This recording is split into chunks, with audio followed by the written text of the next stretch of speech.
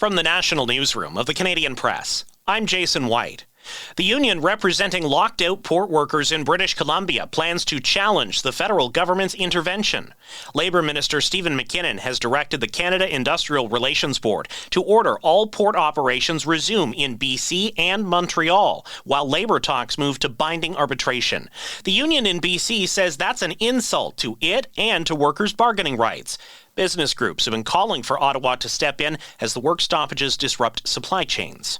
British Columbia's provincial health officer, Dr. Bonnie Henry, says the teenager who's tested positive for bird flu is in critical condition. She says no others linked to the case have been sick, but people should still take precautions. This virus is circulating in wildfowl, so geese and ducks primarily, is to be sure that if you're in contact with sick birds or dead birds, that you don't touch them directly. She says the teen may have caught it from exposure to an animal or the environment, but the source may never be found. The federal privacy watchdog is investigating the World Anti-Doping Agency and its handling of biological samples from athletes. The Privacy Commissioner's office says a complaint alleges the agency disclosed personal data to international sporting federations and that information's being used to assess athletes' sex-based eligibility without their knowledge or consent. Colleagues are remembering former BC Premier John Horgan, who died from cancer at age 65. BC Public Safety Minister Mike Farnworth says Horgan was genuine, and that was the secret to his success. What you saw was what you got. There was no artifice with him. Farnworth says he and Horgan were once rivals for the NDP leadership, but remained friends for more than 30 years. The U.S. is banning airlines from flying to Haiti amid violence from gangs firing at airplanes. A day after a Spirit Airlines plane landing in Haiti was hit by multiple rounds of gunfire, the bullets piercing the fuselage of the plane and hitting the overhead luggage compartments. Now the FAA is banning U.S. civil aviation operations in Port-au-Prince. A notice to air mission, or NOTAM, says a ban will last at least 30 days. That Spirit Airlines plane diverted to the Dominican Republic after it was hit by gunfire. JetBlue also found one of its planes had been hit by a bullet. Alex Stone, EBC News.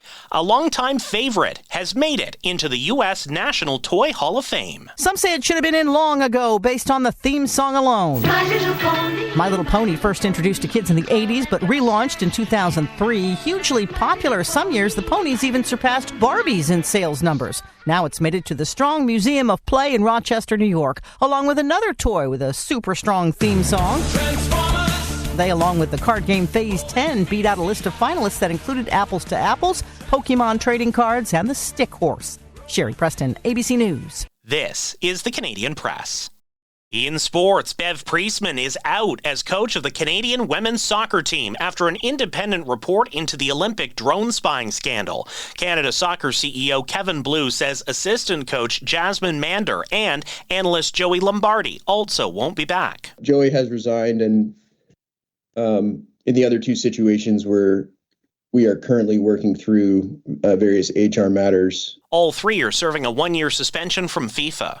In the NHL, the Winnipeg Jets look to improve to 15-1 when they visit the New York Rangers tonight. Also, Toronto hosts Ottawa. Edmonton welcomes the New York Islanders tonight, while Vancouver entertains Calgary. The Toronto Raptors finish off a 5-game road trip tonight as they take on the Bucks in Milwaukee. And Randy Ambrosie has held his final State of the League address as CFL commissioner in Vancouver. He announced last month he plans to retire in 2025. Once a new commissioner is found. From the Canadian Press, I'm Jason White. Thanks for listening. Don't forget to follow and subscribe. For more of today's top stories, visit thecanadianpressnews.ca.